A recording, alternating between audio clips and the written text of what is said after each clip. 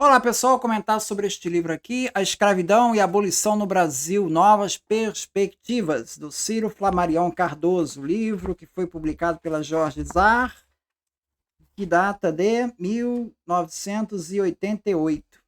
Então ele vai trazer mais novas perspectivas, né, que seria na época, né, e que realmente está alinhada com a historiografia atual, mais recente também, continua nessa linha, que é fazer, voltar alguns pontos ali da questão do Brasil colonial, né, que é retratado numa história mais crítica, desde Caio Prado Júnior, Fernando Novaes, Celso Furtado, como um mero apêndice da economia capitalista da metrópole, né, da Europa, do capital comercial estrangeiro. Então, a economia brasileira, a economia do açúcar, ela vinha como totalmente voltada para o mercado exterior, né, para a agroexportadora, das grandes latifúndios, das grandes plantations. E o mercado interno simplesmente não teria nenhuma perspectiva. Então, essa hipótese, né, que ela foi trabalhada por esses autores, né, ela é bastante criticada já nessa nova perspectiva historiográfica que o Ciro Flamarion Cardoso está trazendo. Tá? Então, assim, ele contesta essa visão de que a sociedade colonial é uma espécie de quintal da Europa. Ele contesta essa visão. Ele dá uma ênfase nas dinâmicas internas aqui do mercado interno aqui do Brasil, que vai começando a se estruturar e vai formando capitais, pessoas com grandes recursos, recursos de transações oriundas aqui dentro e que são investidas aqui dentro. Então, ele vai falando de uma elite mercantil que se forma e que ela tem essa perspectiva. E vinda tanto do comércio que surge aqui de alimentos e de produtos para atender as cidades que vão se formando, como também o próprio tráfico de escravos, em grande parte, ele era feito não por uma triangulação com Portugal, mas era um tráfico de escravos entre essa elite comercial aqui do Brasil e a africana, um comércio entre os dois. Então isso vai enriquecendo esses traficantes brasileiros que estão aqui e meio que com certa autonomia em relação à metrópole. Então, essa ascensão dessa classe mercantil é que vai dando força para essa tese da autonomia, né, que vai se formando aqui no Brasil. E quebra um pouco essa perspectiva do Celso Furtado e do Caio Prado Júnior. Né? Caio Prado Júnior dizia assim, página 17, com tal objetivo exterior, voltado para fora do país e sem atenção a considerações que não fossem o interesse daquele comércio, que se organizaram a sociedade e a economia brasileira. Então, assim, nessa perspectiva do Caio Prado Júnior, era virtualmente marca uma incapacidade de acumulação endógena. Isso que o Ciro Flamarion vai dizer que não, porque nós temos aqui uma elite comercial brasileira aqui, daqui, e que se enriquece, tá?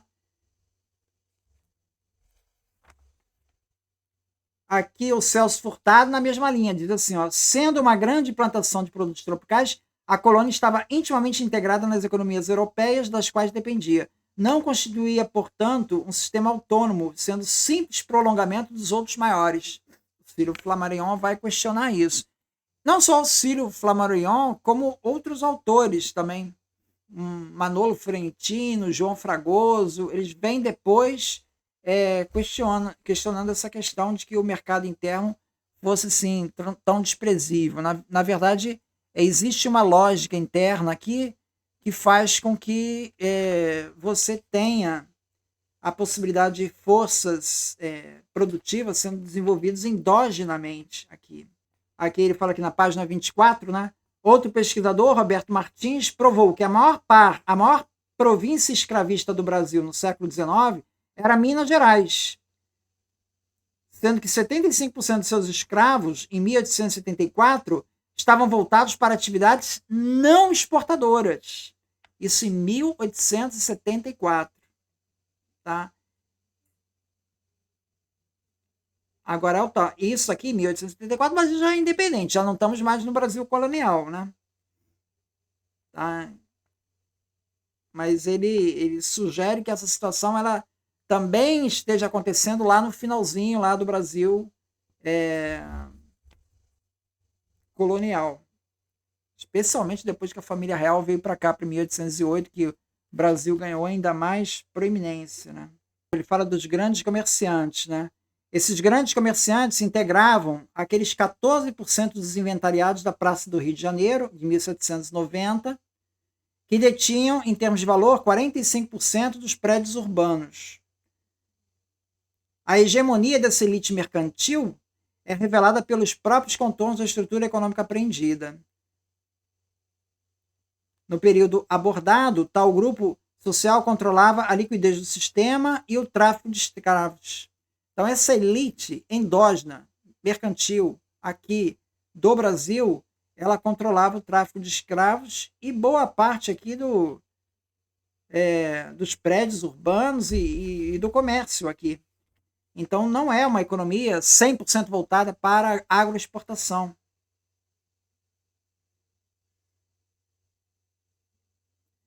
Ele fala aqui na página 30, essa autonomia nos leva a duvidar dos parâmetros de uma dependência externa. De um lado, temos a expansão da agroexportação como decorrência de pressões internas e não externas da estrutura social escravista colonial. De outro, tal movimento de reprodução ampliada é endógeno, no sentido de ser comandado de dentro da formação social escravista. Há provas, aliás, de que na Bahia, no século XVIII, o financiamento da economia tinha por base elementos internos, instituições como a Santa Casa de Misericórdia e os comerciantes locais. Elas financiavam as atividades ali da região. Tá?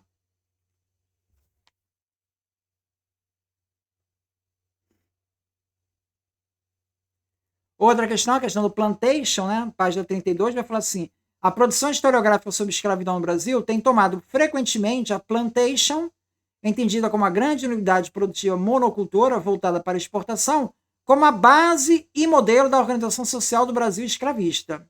Contudo, diversos estudos recentes têm levantado novos dados que permitem descortinar uma estruturação social bem mais diversificada e padrões de posse de escravo mais complexos e menos concentrados.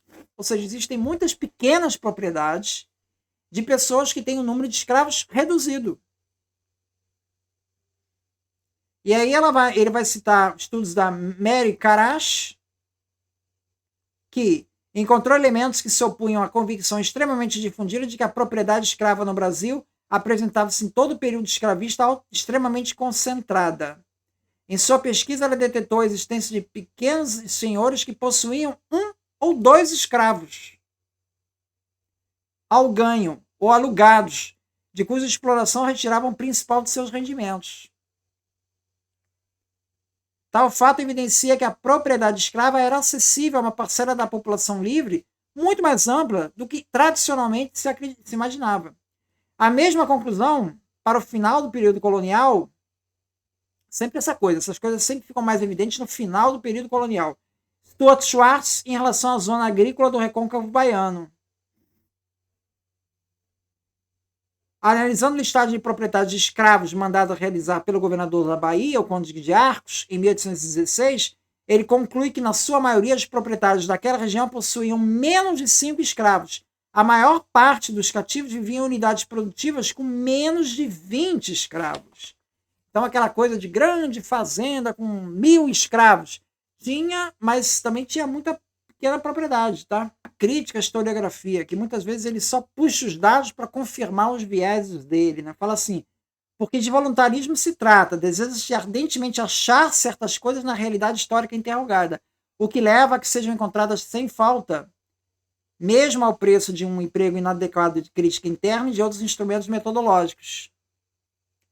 Então, assim, muitas vezes alguns historiadores têm aquela visão da grande plantation, da grande colônia totalmente passiva na metrópole, e eles vão nos documentos encontrar só aquilo que corrobora esse sistema. Tudo aquilo que sai fora tratam como ponto fora da curva. Agora a historiografia está dizendo que, olha, não dá mais para assumir essa postura, tá? Então existe uma crítica à historiografia, né? No final ele vai fazer isso aqui também, na página 105. Além desse dilema cuja solução não está ainda à vista aqui ou alhures, é possível perceber em nosso país certos fatores que dificultam o intercâmbio intelectual e o confronto das ideias na área dos estudos históricos. Dentre eles, quero ressaltar dois. Em primeiro lugar, a ausência de uma tradição de debate científico. A crítica é quase sempre tomada como ataque pessoal e como tal, revidada, não sendo encarada como algo normal, corriqueiro e necessário de uma vida acadêmica.